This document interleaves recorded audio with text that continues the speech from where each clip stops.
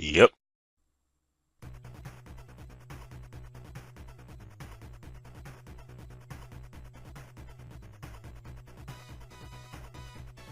Terrian Saga KR-17. That's what I'm going to be playing in this video. That kind of goes without saying. Hey, it's Aaron from GameWithThews.com, and as I already stated, this is Terrian Saga KR-17. Here's some backstory. There's no dialogue, so I'll just keep on talking. Yeah, there's a backstory. Somebody did something bad. The Terrian Empire is doing something somebody doesn't like. And you're a robot. You're a drone, I should say. I'm cheating and reading what's going on. You're one of the KR units, and you are programmed to do something in particular. But you're not doing that. You've kind of malfunctioned and are doing your own thing. So right now you are talking to J1M, which is sort of an add-on that the KR drones have.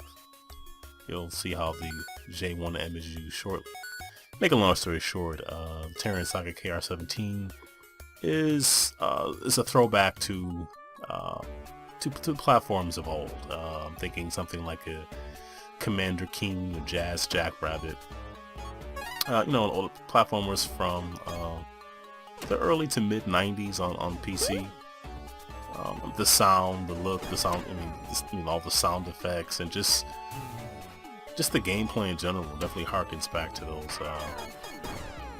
those older games that I had fun with growing up. Obviously, kids who are younger may not be familiar with these games, but they were good games. They were fun. You weren't getting Mario or anything on the PC, so somebody had to step in and make some fun platforms, and I'm glad that they did, because I had fun with them. Yeah. As you can see, KR here has a jetpack, which you don't really have consistently. Some levels you have it, some you have access to it, some you just don't. When you have it, it's kind of awesome. I'm also wondering why there's no sound effect for it, but it's fine. These things happen. That can be patched in. As you saw earlier, I collected a key, and that definitely reminds me of the older platformers where you go around an environment that was linear, but because you were kind of so zoomed in, you kind of had to go everywhere just to really see what was going on, because you have no idea.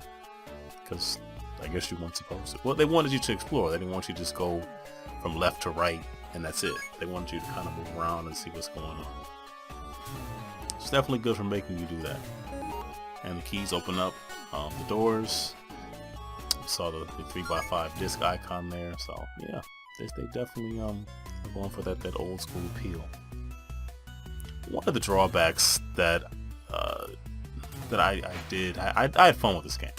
However, one of the things that did kind of irk me was the levels aren't huge, but sometimes I would have liked just a little bit more of a linear progression where I would just know exactly, I would have a better idea of where I'm supposed to go, because I would get kind of frustrated if there happened to be a tough enemy. The game is particularly difficult depending on the difficulty setting you set it to.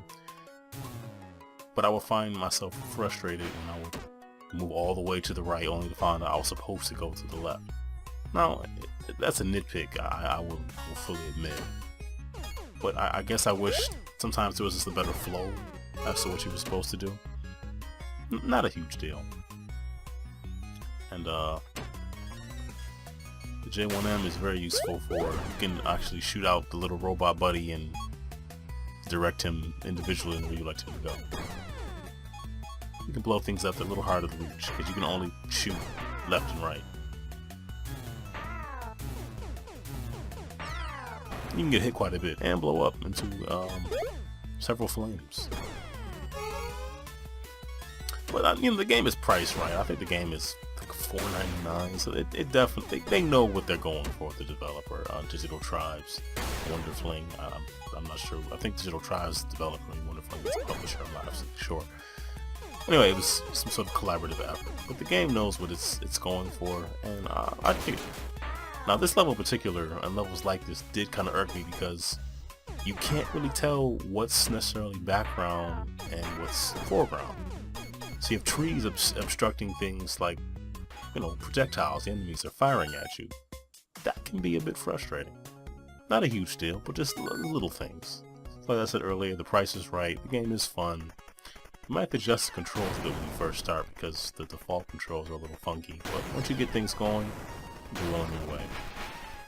And many of the boss fights are similar to this, where you're not really fighting the boss as much as you are avoiding it, or almost like racing it, to be fair. So, it's pretty cool. I don't know. Terrian Saga. KR-17. At a Steam near you.